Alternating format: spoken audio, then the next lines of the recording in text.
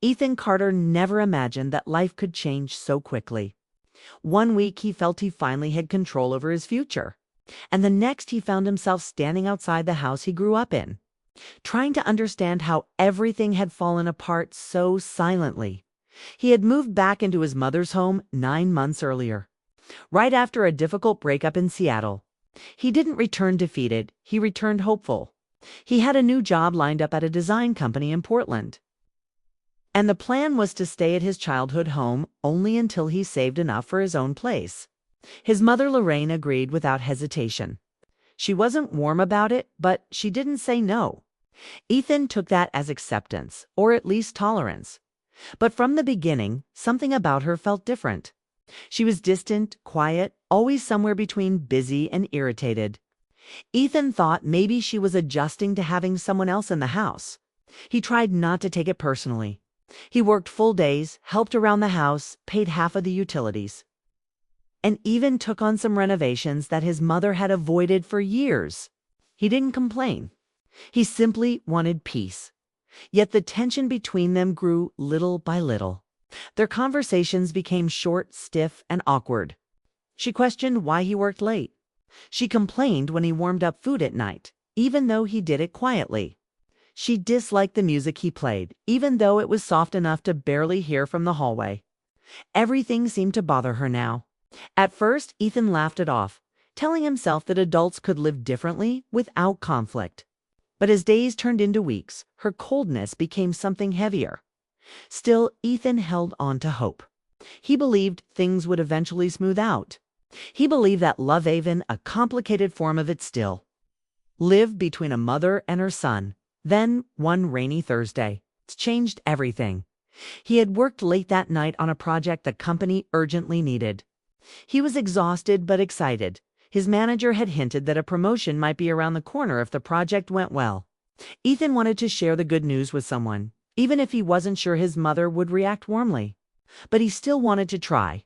When he pulled into the driveway, the entire street smelled of wet pavement and pine. The rain had slowed to a drizzle, and the house stood in the dim light like a place stuck between past and present. Something felt off immediately. The porch light was off. It was always on. He paused, staring for a moment, wondering if the bulb had burned out. He stepped up to the door and reached into his jacket pocket for his key. His hand shook slightly from the cold. He pushed the key into the lock. It didn't go in. He blinked, confused, and tried again, pressing a little harder. Still nothing. He inspected the lock more closely. It was new, shiny, silver, clean, different. A rush of shock ran through him. No way, he whispered. He tried the key again, as if the universe might change its mind. But the truth stood firm. The lock had been changed. He knocked lightly at first, unsure if he wanted to believe the worst. When no one came, he knocked harder. The house felt silent, but he knew Lorraine was inside her car, was parked in the garage. And the kitchen light glowed faintly behind the curtains. "Mom," he called, knocking again. "It's me. Can you open the door?" For a moment, nothing happened. Then footsteps. Slow, hesitant. The kind that sounded like someone preparing to deliver news they didn't want to say out loud. Lorraine appeared behind the glass window beside the door. Her face held no softness, no confusion, only a quiet, controlled expression that made Ethan's heart drop. She didn't open the door. She just looked at him through the glass. "Mom?" Ethan tried again, voice unsteady. "What happened to the locks?"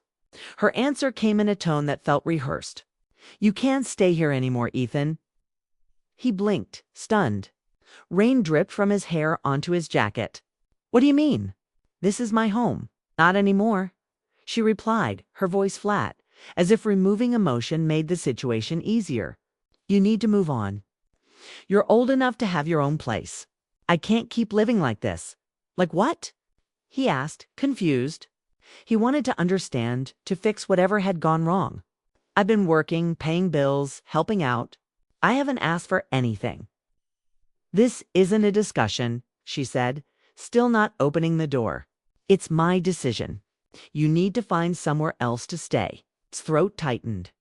"You changed the locks without telling me. I needed too, she said. You weren't listening. You didn't even know what she meant. What had he ignored? What line had he crossed? He wanted answers, but the look on her face made it clear she wasn't interested in explaining. He felt like a guest being pushed away from a house he had lived in since he was a child. The pain hit him slowly, then all at once. Mom, please at least let me get my things. My clothes? My laptop. They're packed, she said. In the garage? Packed. As if he were some unwanted visitor being kicked out after overstaying his welcome. He stepped back, feeling the world tilt beneath him. The rain grew heavier, tapping softly on the porch, railing like a quiet apology the sky couldn't speak. She didn't say anything else. She simply closed the curtain. He stood on the porch, soaked, stunned, and shaking. Not from the cold, but from the realization that his own mother had locked him out of his life without a warning. Without a conversation, without a moment of compassion. He walked to the garage, opened it with the old code, and saw 2 cardboard boxes sitting on the concrete floor. That was all she decided he deserved. 2 boxes. 24 years of memories narrowed down to whatever she considered his. He lifted them into his car, closed the trunk, and sat in the driver's seat. His breath fogged the windshield and his hands trembled against the steering wheel. He didn't cry. He couldn't. He felt too numb to cry. He drove 4 hours, not knowing where he was going. He drove past old parks he used to visit as a child, past the diner where he and his father used to get hot chocolate, past every familiar place that suddenly felt too painful to look at. The world blurred around him as the rain covered the roads in silver streaks. He finally parked in a quiet grocery store lot. It was nearly midnight now. He leaned back in his seat, closed his eyes, and tried to breathe. He thought about calling someone, but he didn't want anyone to hear this version of his story, not while he still didn't understand it himself.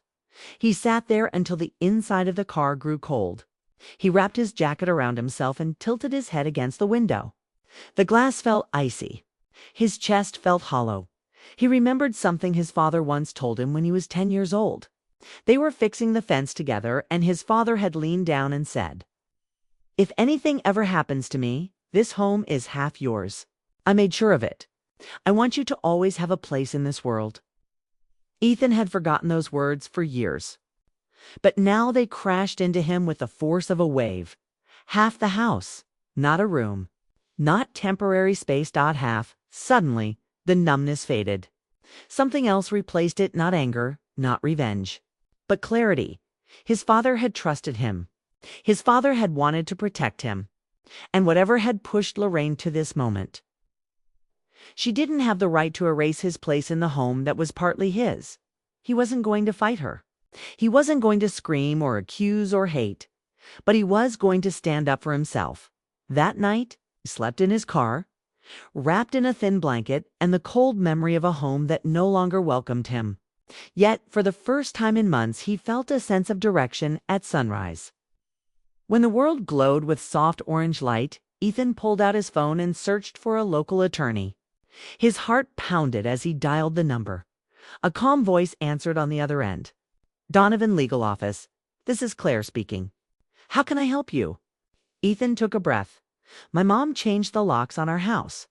But I think legally, half of it is mine." As he spoke those words, something inside him shifted. He wasn't asking for a place to sleep. He wasn't asking for his mother to take him back. He was asking for fairness, for truth, for respect. With that single phone call, the journey that would reshape his life began. Ethan Carter felt a strange mix of anxiety and determination as he walked into Claire Donovan's office. The small law firm smelled of polished wood and faint coffee. And the morning sunlight fell across the room, making everything feel serious but alive. Claire herself was calm and professional, yet warm.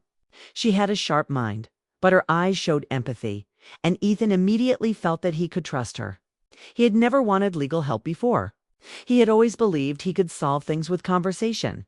But this wasn't just about a disagreement anymore. This was about his right to belong somewhere. To have a home that was legally his. Claire gestured for him to sit and listened carefully as Ethan explained everything.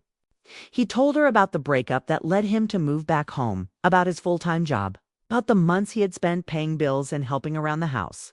He spoke fast, words tumbling out of him like a dam breaking. But he didn't leave out a single detail. He told her how his mother had suddenly changed the locks without warning, how he had spent the night in his car in the rain, and how he remembered his father's words about the house being half his. Claire listened, occasionally nodding, jotting down notes, never interrupting. Her quiet attention made Ethan feel like he wasn't alone in this fight. And it made him feel stronger. When he finished, Claire looked at him seriously. "Your father made his intentions very clear," she said. "Legally, half of this house belongs to you. Your mother can't remove you from it. Not without your agreement. You have more rights than you think." Ethan felt a surge of relief, but it was mixed with sadness. Relief that he hadn't been completely powerless. Sadness because he didn't want a legal battle. He wanted a family, a mother who accepted him. "I don't want to fight her," he said softly. I want what's fair." Claire smiled gently. "Fairness is sometimes the only way to restore peace, even if it doesn't feel like it. You're not taking revenge. You're standing up for yourself." Over the next few weeks, Ethan and Claire worked carefully through the legal process. There were meetings, phone calls, and documents to sign. Lorraine reacted with shock and anger when she received official notices. She accused Ethan of betrayal, of trying to take what was hers, and Ethan felt the familiar sting of rejection again. But Claire guided him through each moment, explaining every step, preparing him to handle the emotions that would inevitably flare. Ethan realized how strong he could be when someone else helped him see the rules clearly, the boundaries of fairness and the truth. Through this process, Ethan also began to notice Claire in ways he hadn't expected. She was always professional, but she had a warmth that softened the tension in the room.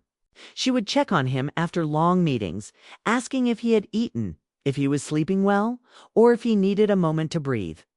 It wasn't romantic at first. Ethan wasn't even thinking about romance, but there was something comforting in her presence. She made him feel safe and understood. In the middle of legal papers and court appointments, her voice was a calm anchor. Finally, the day of the court hearing arrived. Ethan stood outside the courthouse, watching people pass by, their lives moving in a blur around him.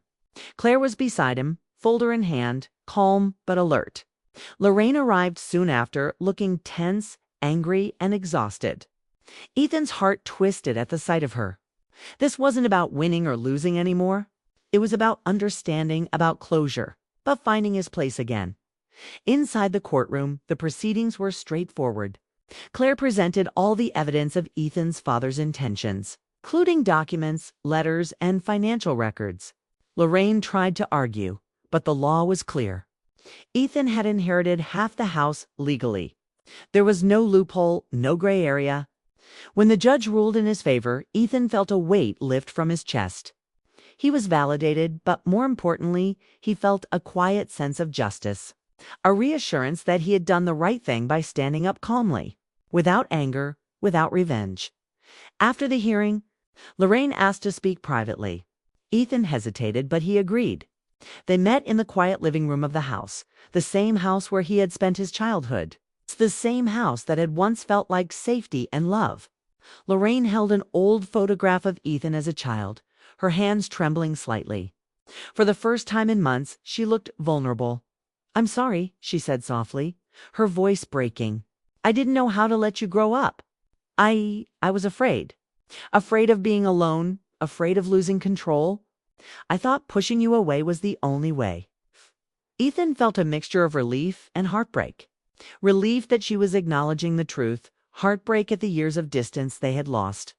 He sat down beside her, careful not to judge, careful not to hurt. "I never wanted to fight you," he said quietly. "I just wanted a place where I mattered, a place where I belonged." Life for hours, sharing memories, regrets, and small confessions that had never been voiced. It wasn't a magical reconciliation. It wasn't even perfect. But it was real. It was honest. It was the first step toward healing a relationship that had felt broken for far too long. After several days of reflection, Ethan made a difficult decision. He chose to sell his share of the house. He wanted his mother to have peace, and he wanted to start his life without the tension of shared ownership. Lorraine, in turn, used the proceeds to move to a smaller home. A quieter space where she could live without constant stress and frustration. It was bittersweet, but it felt like the right choice for both of them. Meanwhile, Claire had been a constant presence throughout this process.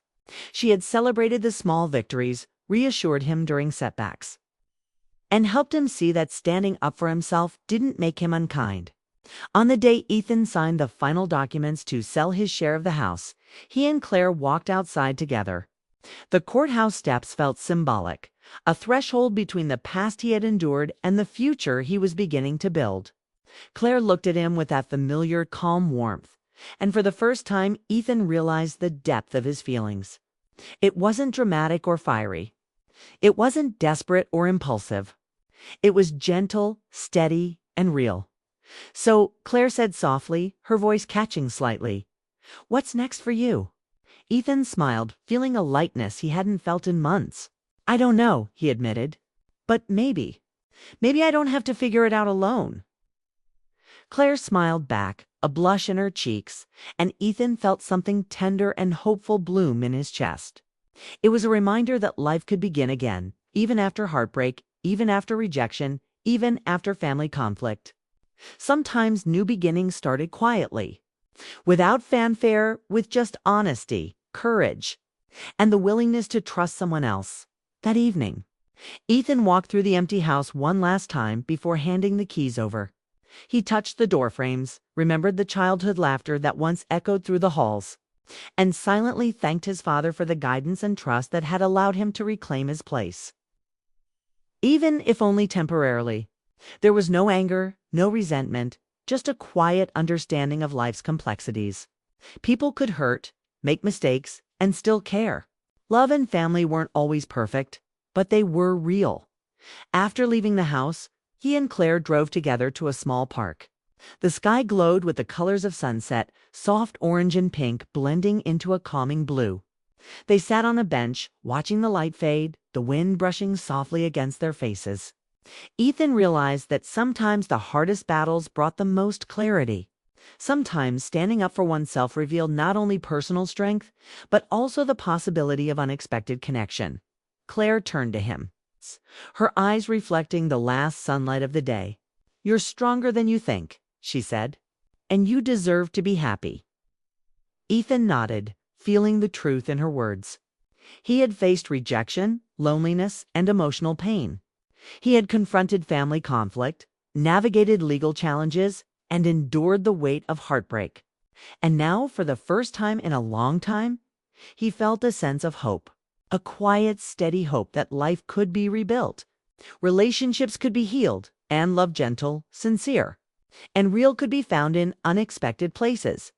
As the evening faded into night, Ethan and Claire walked side by side. There were no dramatic confessions, no immediate promises. There was simply trust, companionship, and the subtle spark of connection. And sometimes, Ethan realized, that was all a person truly needed to begin again. Sometimes the smallest gestures, the shared smile, the quiet support, the willingness to listen could mean more than grand declarations or dramatic gestures. Ethan didn't know what the future held. He didn't know if he and Claire would be together or if life would take them in different directions. But he knew that for the first time in months, he felt alive, grounded, and ready to face whatever came next. And he knew that he had reclaimed more than just a legal right to a house. He had reclaimed his sense of self, his ability to stand tall, and the courage to embrace new beginnings. Life had tested him in ways he hadn't expected. It had broken his heart, challenged his patience, and forced him to confront painful truths about family, love, and independence. But through it all, he discovered resilience, compassion, and the quiet power of emotional honesty.